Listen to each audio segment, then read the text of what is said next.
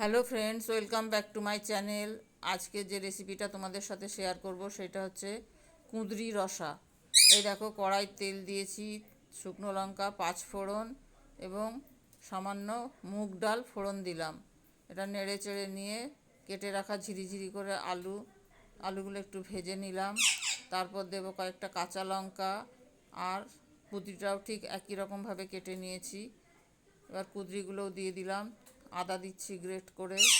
এরপর দেব নুন, জিরার গুঁড়ো, হলুদ গুঁড়ো, কাশ্মীরি লঙ্কার গুঁড়ো এবং পরিমাণ মতো মিষ্টি দিয়ে ভালো করে নেড়ে চেড়ে পরিমাণ মতো জল দেব, দিয়ে ঢেকে দেব। হয়ে গেলে নামানোর আগে দেব ঘি। বন্ধুরা, চ্যানেলটি ভালো লাগলে অবশ্যই লাইক, শেয়ার এবং সাবস্ক্রাইব করো। হয়ে গেছে, দেখো কত সুন্দর দেখতে লাগছে, আর সুন্দর কুঁদরি আর আলু কি সুন্দর মিশে গেছে। এরকম একটু রস রস থাকবে।